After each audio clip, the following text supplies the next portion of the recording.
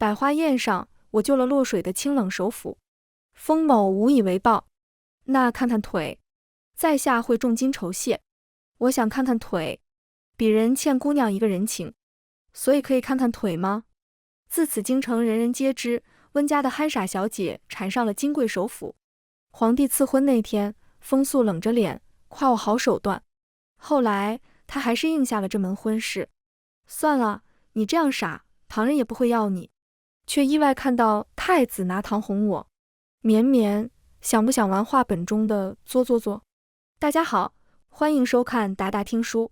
风速落水了，听到消息，我呲溜一下扎湖里，生怕晚旁人一秒。等把他拖上岸，围观的闺秀们捂着脸跑开。风速穿着青衣薄纱，此刻他浑身湿透，胸前半场。上了年纪的妇人却看得津津有味，我也看得津津有味。可嗨嗨，谢温二小姐搭救。风某无以为报。他拱手答谢，声音清冽。风速生了一副好皮囊，深邃的眸，微蹙的眉，还有勾人的桃花眼。我托腮往他腰腹下瞧去，那看看腿。他正愣住，眼尾红至轻颤，脸色微微发白，随即改了口：多谢姑娘，在下会重金酬谢。想看看腿。我急得挠屁股，他那青衣薄纱粘在腿上，隐约能瞧出一些轮廓。风素耳尖忽地泛红，紧抿着唇。那算鄙人欠姑娘一个人情。可以的。我点头，人情好，姨娘说过，人情是世上最贵的东西，我喜欢贵的。他擦擦额头上的水珠，似乎还悄悄松了口气。我的视线依旧定格在那双腿上。所以能看看腿吗？他瞪大双眼，不可置信。你，半天才恶狠狠吐出2个字：不行。我垂下眸子，有些委屈。不给看就不给看嘛，那不看腿了。嘿嘿，我能看看腰吗？扑通，风速开心的晕倒了，而我激动的跑了10里地。姨娘说过，一个男人肯为一个女人倾倒，就是喜欢，晕倒也是倒。所以说，风速他喜欢我。我乐巴巴跑回家，告诉爹爹这个喜讯。爹爹，我要有夫君了。他喷出一口茶，大概也是激动坏了。什么夫君？哪里来的？我从水里捞上来的，好大一个夫君，俊俏得很。他听完眯着眼笑。绵绵莫要逗爹爹。爹爹竟然不信。见他还在笑，我急得原地打转。风速，我的夫君叫风速。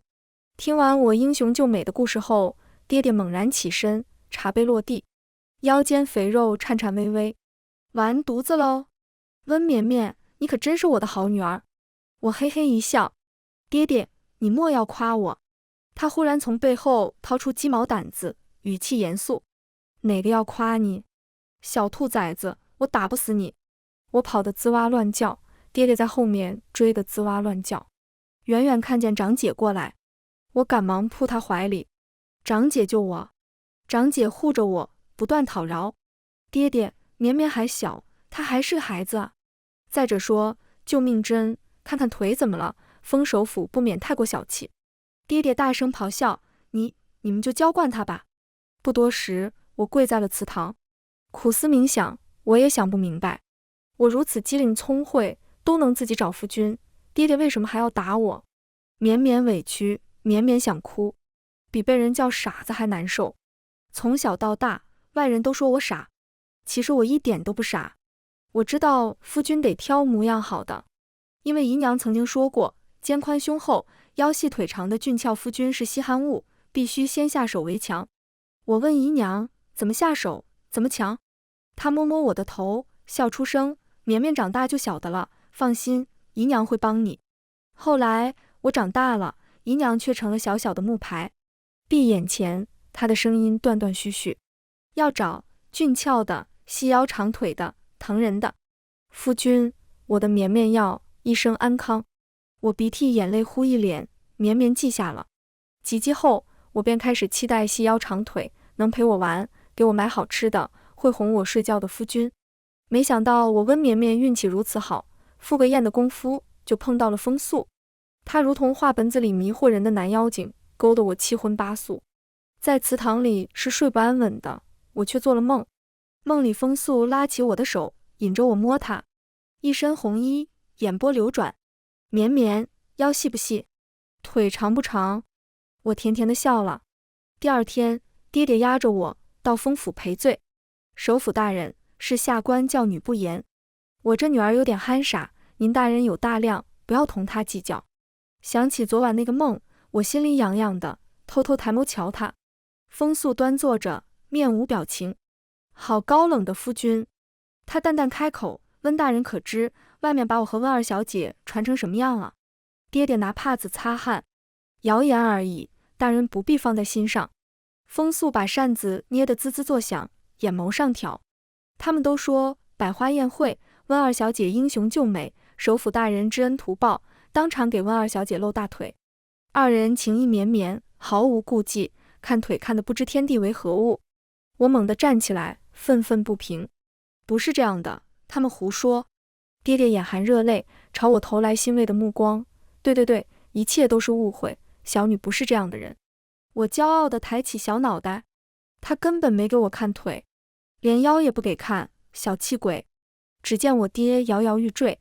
瘪犊子玩意，温绵绵，你真是好样的。我爹晕过去了。回府后，长姐问我宴会上是不是做了对不起温素的事。我挠挠头，羞涩一笑，没有，他腿不给看，腰不给看，其实我更想看他的胸，估计也不给看。长姐一把捂住我的嘴，我的小祖宗，你真大胆，看看腿就行了，那可是风素，一人之上万人之下的首府，咱们温家可得罪不起。现在整个京城都在传，你当众轻薄了首府，污了他的清白。绵绵，你的名声可怎么得了？长姐心疼得直掉眼泪。我手足无措，呆愣愣的。长姐，绵绵是不是做错了？她挤出一丝笑。不要担心，绵绵，我们都会护着你。短短几日，谣言越来越离谱，说我和风素在百花宴上颠鸾倒凤，不知天地为何物，甚至传到了宫里。皇帝听了稀奇，唤我和风素进宫。都说你是个傻的，朕不认同，能看上朕的首府，说明你眼光不错。绵绵，想不想每天都看腿啊？上头高坐的黄袍哄着问我。风素喉结滚动，耳朵红红的，面容俊俏，身姿如玉，我有些看吃了。想的，我诺诺回答，惹得皇帝一阵发笑。出来的时候，我手里多了道赐婚圣旨。风素脸色陡然变冷，红至褪色几分，她用手指重重戳我额头，戳得生疼。温绵绵，你当真好手段，可我风素不会要一个傻子。风素生气了，我只好早起买了全京城最贵最香甜的糕点。以前长姐便是这样哄我的。糕点吃完了，气也就消了。风素刚出糕点铺，便瞧见她的马车，一身玄衣穿在她身上，好看得紧。我把糕点递到她眼前，好吃的，很甜。她蹙眉，温绵绵，你还是小孩子吗？马车里突然传出讥笑，让他上来吧。一声威严压在我头顶。上了马车，才知风素今日要护送长公主和她的女儿安宁郡主到大罗寺祈福。安宁郡主同我一般大的年纪，明艳娇贵。她伸手在我脸上摸了一把。咦，母亲，她有酒窝哀，好可爱。长公主看了我良久，到了大罗寺，长公主领着安宁郡主上香，我则躲在风素后面，她走一步，我跟一步，踩着她的影子。温绵绵，别闹了行不行？她的声音又冰又冷，带着怒意。我瞅准时机，把一块桃花糕塞她嘴里。你，手指不小心碰到她的唇，又软又滑，凉凉的。她身子猛然一颤，眼尾泛红，嚼啊嚼，捶着胸，狠狠咽了下去。好吃吗？还不错，就是有点噎。我喜出望外，吃了糕点，她应当不会生我气了。寺里的主持赶来，为长公主和郡主祈福解怨。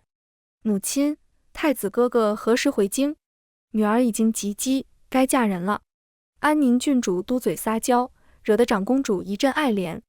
真是女大不中留，你不想多陪陪母亲吗？想的。我缓缓低下头。风素的视线移过来，怎么了？我胸口闷闷的，我想姨娘。以前姨娘也是这样抱着我，哄我的。四中突然开始骚动，不知谁喊了一声：强盗来了！一支利箭朝着风素而来，我呆滞着，抬手推开他，胸口阵阵刺痛。昏迷前，我看到风素奔向长公主他们，满眼都是焦急。我好像又做了梦，只是这次没梦到风素。一群野兽围着我，他们肆意撕扯。我在哭，一直在哭。耳边渐渐传来熟悉的声音：绵绵，你不要吓爹爹。绵绵，长姐以后给你买好多画本。温绵绵，只要你醒来，我什么都依你。我努力睁开眼，绵绵醒了，给绵绵看看腿。风素紧蹙的眉头舒展开，下巴处满是清茶，唇角多了一抹浅笑。你又救了我。爹爹哭成了泪人，长姐把我搂在怀里，哭得上气不接下气。绵绵，往后不可冒险。说完，狠狠瞪着风素。我家绵绵虽蠢笨，却也不是好欺负的。她不懂弯弯绕绕，只知喜欢你便一味对你好，你心里纪念着安宁郡主，就该求陛下退了这门亲事。我们温家不是卖女求荣的主。我紧紧扯着长姐衣袖，不知发生了何事。风素一言不发，整个人颓废极了。我朝她笑，她却红了眼睛。不是的，我没想退亲。绵绵，别不要我。以前我最怕疼，如今我发现疼有疼的好处。爹爹大把大把掏银子，长姐每天变着花样给我做好吃的，把珍藏的花本子拿给我看。还有风素，总是都派人给我送东西，人参灵芝、金银珍宝，数不胜数。等我伤好些，他邀我出去玩。爹爹和长姐不同意，他便站在府外，顶着烈日，生生熬了3个时辰。我翻墙露出小脸，他勉强一笑，手里捏着的桃花糕化得不成样子。抱歉，不能吃了，明日我再排队买。扶着我的长姐在下面暗骂：狗男人，变心变得真快。京城谣言又起，说封首府痴心温家的小傻子，每天都等在府外翘首以盼。皇帝听说了，向爹爹施压。爱卿啊，儿女情爱是平常之事，不过一点误会而已。他俩本就是未婚夫妻，哪有不能见面的道理？风素带我去看了城外的桃花，他喂我吃桃花糕，他喂一个，我吃一个，全然没有之前的冷冰冰。我好奇问他：风素，你现在怎么对我这么好？他的手一顿，释然笑着：绵绵，我同你讲个故事吧。他的故事其实和长姐讲的大差不差，就是小时候的安宁郡主救了小时候的风素，也是从水里捞出上来的。他眸中带笑，一向平淡的眼底染上温柔。他的恩情，遇刺那天我已经报了。绵绵，往后我不会再抛下你。长姐问我喜不喜欢风素，如果不喜欢，温家可以去退亲。绵绵，虽说风素是报恩，可……长姐急得直跺脚。可那日他就这样抛下你，真的很气人。长姐絮絮叨叨同我讲了很多，还说起小时候我俩偷偷出去玩，结果他把我丢了的事。当时你浑身湿透，可吓死我了。他说我从前落过水，幸亏打小水性好。我拍拍脑子，不记得了。我总是忘记很多事。绵绵，你真的喜欢他吗？长姐双手按在我肩膀，轻轻的，柔柔的。我忽然有种直觉，她似乎不想我嫁给风素。罢了罢了，你懂什么喜欢？不过幸好安宁郡主不再会是你们的芥蒂。长姐的唇一张一合，我突然想起大罗寺那天喂风素吃糕点时，她的唇也同长姐一样红红的。绵绵喜欢。闻言，长姐松了一口气。如此，以后你和风素好好的，受欺负了要说，长姐和爹爹永远罩着你。长姐说，安宁郡主被封为和亲公主，要去南蛮了。还有，封太子回京了。皇帝对我和风素的婚事格外上心，他让钦天监挑了好日子，还给我准备了成箱成箱的嫁妆。爹爹见了直叹息：绵绵，爹爹舍不得你哟。我把脸贴在金子上，笑得直咧嘴。啊，爹爹，你说什么呢？绵绵没听清，他吹着胡子，小没良心的。风素又带我出去玩。风素，今天给我带了什么好吃的？我想叫他夫君的，可他摇头，还用手指轻轻戳我脸蛋。可细细看去，他的耳朵红了，连指尖也红了。我突然想逗逗他，风素，可以看看腿吗？他递来新鲜的杏子糕，笑得勾人。绵绵，洞房的时候，不光可以看腿哦。我搓搓小手，满心期待。可我终究没有等到。吃了糕点后，我便晕了。再次睁眼，几个人围着我，狰狞着笑，满口污秽。3日后，南蛮就来驿站接和亲公主。咱们哥几个不如先替那蛮子尝一尝公主的滋味。你别说，公主就是水嫩。我虽脑袋笨，却也明白他们的意思。我被当做了和亲公主，送到驿站。那些糕点有问题。我想以后都不要喜欢风素了。我不是和亲公主，我是温家的女儿。我拼命解释，求他们放过我，眼泪止不住地流。其中一人开口，满嘴黄牙，脸上眼里都是欲望。小美人，你骗谁呢？今天可是封首府亲自护送和亲公主到驿站，怎会出错？温家的女儿？听说封首府娶的便是温家的女儿，你该不会要骗我？你就是他的未婚妻吧？他又不是傻子，会把自己的未婚妻送到南蛮和亲。他们说着，讥笑着，朝我伸出手。我甚至能闻到他们恶臭的气息，好疼，胸口的伤疼的厉害，身上的嫁衣红的刺眼，镶嵌的每个珍珠都在发抖。我好像一条濒死的鱼，溺死在深不见底的深渊，不得挣扎，不能解脱。脑子里突然想起长姐的话：绵绵，你当真喜欢风素吗？我紧闭双眼，不会了，温绵绵再也不要喜欢风素了。我又想到了姨娘去世时的画面，她一遍又一遍抚摸我，满是不舍和遗憾。我的绵绵，好想陪你长大，找夫君，疼你的才最要紧。姨娘，原来他们说的都是真的，我好像真的很傻，不然为何偏偏找了个不疼我的？啊！耳边传来刀刃划破肌肤的肃杀，恶臭的气息逐渐消散，我被轻轻抱起，落入一个温暖的怀抱。对不起，我来晚了。我不认识这个声音，却贪恋他的气息。虽然他的身上有股浓烈的血腥味，但他是安全的，可靠的，是我如今唯一能抓住的。我把自己缩成小小的一团，小心翼翼地讨好。谢谢，绵绵，谢谢你。绵绵的爹爹有银子，会送你好多好多银子，别丢下绵绵。我紧紧抓着腰带，害怕下一秒这人会弃我而去。别怕，没事了。他声音沉闷，有些抖，带着微微怜惜，是爹爹和长姐心疼我时会露出的那种怜惜。我想他们了，想回家。我患了风寒，浑身烫得厉害，瘫在锦床上。小姐，奴婢为您。刚张开嘴，侍女手中的汤药被男人夺走。我来。汤药苦涩，难以下口。我忍着吞了一勺又一勺，垂着眸子不敢抬头。忽地嘴里被塞了一块糖，甜滋滋的。我记得你一贯不喜欢吃苦的，在我这里你不虚忍，想要什么都可以。为何不抬头，像个小鹌鹑？你怕我？我连忙摆手，嘴里吃着糖，含糊不清地解释：没有没有，恩人声音都是温和的，一定是好人。你救了我，我自是不怕的。一点点抬眸，才看清他的脸，俊美的容颜浑然天成，眉宇间都是温柔，唇角是勾着的，柔和清润，眼睛也是会笑的，像画本子里普度众生的如玉仙子。除了左脸那道长长的疤，他修长的手指抹挲着疤痕，有些失落，是丑陋了些。我把头摇得像拨浪鼓，不，恩人的疤痕不丑，你好看的，比我见过的所有人都好看。他眼眸弯弯，被逗笑了。可我不想只当恩人呢。我赶紧俯下身子，在床上磕头。可以的，恩人做我义父也是应当的。义父在上，请受小女一拜。他扑哧笑出声：绵绵，你机灵得很。除了爹爹长姐，他还是第一个夸我机灵的。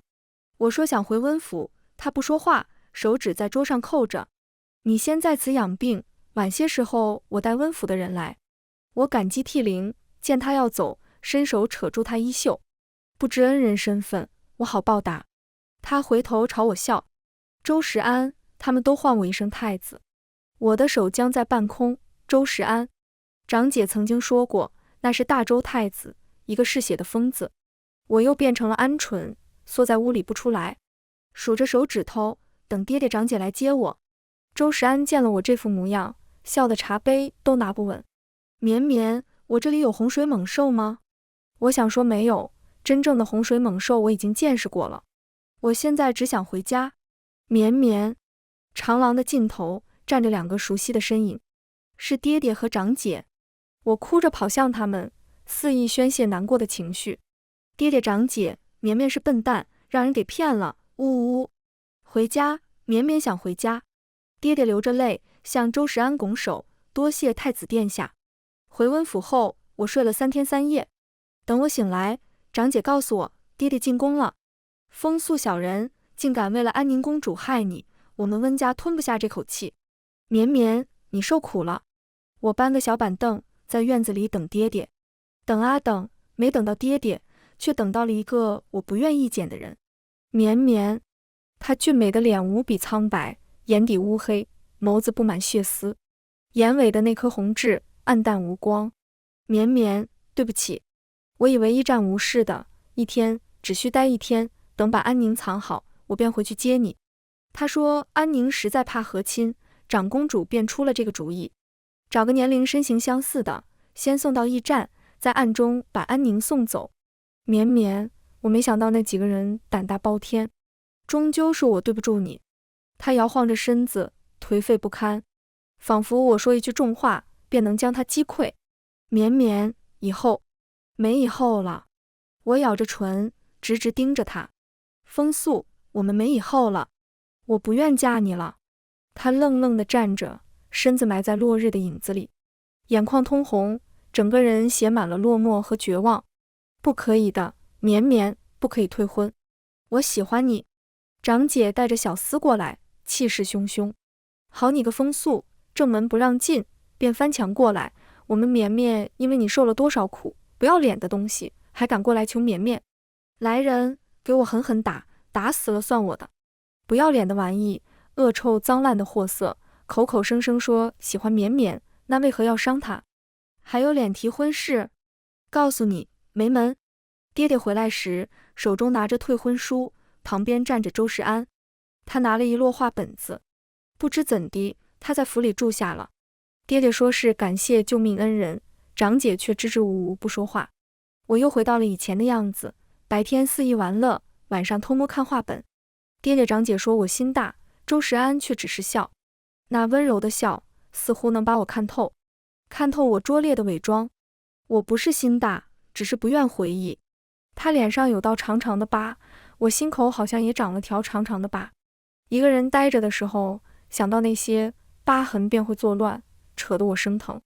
周时安时常陪我看画本，他看得很快，我却要一页一页认真看。他看完了，便耐心等着我将那一页看完。翻到英雄救美的情节，我紧张地握起拳头，心头微微刺痛。他就将画本扔出去老远，没意思，还没我写得好。我挠挠脸，非常惊讶，太子殿下会写画本。他抬手，几名侍卫搬来一个箱子，里面满满当当都是。见我惊得合不上下巴，他神情骄傲，无聊时的消遣而已，不值一提。我像乌龟般扒在箱子上，那都送我好不好？他眉眼弯弯，一举一动贵气十足。那绵绵也要送我你的东西。我连连点头，礼尚往来，应该的。晚上我又做了噩梦，梦到驿站那天没有周时安，梦到我还是嫁给了风素。刚开始他联系我说对不住我，一切都是他的错。后来他开始躲我，不愿见我，讨厌我的触碰。梦中的我总是在哭，哭瞎了双眼。梦到了姨娘，她在一个陌生的地方，同我一样，一直在哭。梦醒了，我吓得冲出去，在院子里狂奔。路过周时安住处，听到了细碎的呜咽，听到他的声音，我莫名心安。扒开一条门缝，我往里看去，只见他拿着我送的兔毛披风，喉结不断滚动。我吓得一屁股坐地上，哇哇大哭。这样的周时安，好可怕。他急匆匆出来，神情慌张，叹息一声，慢慢俯下身子，擦掉我的眼泪，嘴角勾起一抹苦笑。还是让你发现了，绵绵，往后莫把我当恩人了。旁的恩人可不会像我这样，满心都是觊觎。再次见风素，是在皇帝的寿宴上，他瘦了很多，脸色苍白，眼眸耷拉着，再无之前的意气风发，眼睛被身旁的人捂住。周时安凑到我耳边，别看脏东西，晚上容易做噩梦。嗓音低哑深沉，一如那晚。我讷讷点头，不看，绵绵不看。风素拖着身子，距我3步远时停了下来。绵绵，对不住，那天在温府外我没有护住桃花糕，如今我也没有护住你。我竟被所谓的恩情冲昏了头脑。我直视他，一字一句，可是风素，我也救过你的。他突然大笑，笑着笑着，咳出一口血，踉跄着后退，眸中尽是悲凉。宴会过半，皇上突然唤我上前，我刚要起身，手指被勾住。周时安慵懒坐着，好看的丹凤眼斜睨着上面的皇上，不知父皇唤绵绵做什么。皇上没好气地说，朕没有公主，绵绵乖巧懂事，朕想认她做义女，封为公主。不等我反应，一个人跳出来大声叫骂。上月，安宁公主被周时安的人押送到了南蛮，偷换和亲对象一事，却在长公主的胡搅蛮缠下不了了之。我的女儿在南蛮受苦，你却要封一个低贱的傻子为公主，皇兄，你有没有考虑过我的感受？皇帝阴沉着脸，你给我出去，再胡搅蛮缠，当心我治你的罪。长公主愣怔着，不可置信，皇兄，你竟然凶我？你从来没凶过我，10几年前我把唐月送去南蛮的时候，你都没凶我。温绵绵她一个南蛮孽种，凭什么当公主？唐月是我姨娘的名字。耳朵被一双修长的大手缚住。绵绵，别听，可已经晚了。我好像都知道了，原来我姨娘当初要嫁的是长公主的驸马，却被长公主暗害，替她去南蛮做了和亲公主。事情败露后，姨娘被接回，神情恍惚。爹爹是姨娘的表兄，同夫人商量后，纳了姨娘，保住她的名声，也保住她肚子里的我。原来爹爹不是我的爹爹，长姐也不是我的长姐，我是南蛮人的后代，一个孽种，是活生生的摆在姨娘眼前的不堪往事。陈年往事被揭开，大臣们面面相觑。长公主指着皇上的鼻子骂，别忘了你的皇位是如何得来的，要不是我，你能安安稳稳坐着？以前要我和亲，现在还让我的安宁去，凭什么？我生来富贵，凭什么要去那种下贱之地？唐月哪里比我好？为什么偏受这么多人喜欢？就连我的驸马也对他念念不忘。哈哈哈！当日在马车上，我一眼便认出是他的孽种，他们母女真像啊，长得像，都是一样的傻。既然是南蛮的孽种，就应送回南蛮，送给他的叔伯父兄，让他们去受用。哈哈哈！皇兄，你竟然想让一个孽种当公主，怕不是愧疚吧？笑话，你这样的人也会愧疚。我当初给皇后下毒，你也不是轻易放过了我，又怕这个疯太子，所以把他送得远远的。皇兄，你有时对我真好，有时却恨不得我死，你究竟把我当什么？长公主疯了。皇上一脸阴霾，周身透着凉意，目光阴狠。绵绵拿着，手中多了一把利剑。周时安牵着我的手，朝着长公主刺去。皇兄救我！皇上大手一挥，隐藏的暗卫跳出来。可周时安动作更快，等暗卫赶过来，利剑已经插在了长公主的胸口。他直直向后挺去。疯子，孽种，你们都该死！还有你娘那个贱人，狐狸精，勾引我夫君，都该死！安宁，我的女儿！皇兄！他再没了气息。皇上的巴掌扇过来，被周时安接下。她可是你的姑母，她是有罪，但你不能杀她。你果真是个疯子，你为什么要回来？周时安掏出手帕，轻轻为我擦掉脸上血迹。绵绵别怕，坏人已经死了。他真该死，将你弄脏了。眼眸还是那样温柔，隐隐透着病态的偏执。他挥挥手，千军万马冲进来。皇上躲在暗卫后面，气得发颤。逆子，你想造反？周时安唇角带笑，哪里来的造反？分明是父皇听闻长公主暴行，急火攻心，被气死了。我缩在他的怀里，听着刀刃交接，大气不敢出。这才是真正的周时安，名副其实的疯太子。他轻轻抚摸我的后背，语气受伤：绵绵，你在怕吗？皇上驾崩了。我被安顿在后宫，长姐来看我的时带来一个消息，有人给风素送了封信，他看完后疯疯癫癫，神志不清，在城门口做了乞丐。真是报应，还是我的绵绵有福气，往后你便是六宫之主，天下人的皇后娘娘。所有人都说我入了周时安的法眼，一飞冲天。有的大臣反对我做皇后，想将自己的女儿献上去，周时安便提着剑在他们中间游走。谁说我的绵绵不能做皇后的？群臣瑟瑟发抖，一个个跪在外面，磕了3日的头，说了我3日的好话，求着我做皇后。长姐拉着我的手，说爹爹在家哭了很多次，他也是，他们想我了。我湿了眼眶，可我不是爹爹的孩子，不是长姐的妹妹，不是温家的女儿，我是南蛮的孽种。她瞬间泪如雨下。傻绵绵，你就是我妹妹，我温家的女儿，以后不许再说这些话。我哇的一声哭出来，在她怀里孤勇。长姐，我好难受。夜里我梦到了姨娘，她笑得慈祥甜美，为年幼的我梳发。我的绵绵，往后定会幸福安康。你将来喜欢的人一定要很疼很疼你，不要像姨娘一样看错了人，毁了一生。我在半空拼命挣扎，想抱一抱她。她咳了好一阵，收起带血的帕子，继续为我装扮。娘怕是等不到绵绵长大了，娘好舍不得绵绵。周时安登基了，我也成了大周的皇后。可他睡觉从不抱我，长姐给我的避火图也没用上。外界都传我不受宠，什么宠不宠的无所谓，我每天都能吃很多好吃的。无聊了就让爹爹长姐进宫陪我玩，难过了就逼着周时安给我写话本，哄我睡觉。他很忙，却总会抽出时间陪我吃饭嬉闹。有次他喝醉了，缠着我闹，绵绵怕我吗？我挠挠头，很是不解，为何要怕？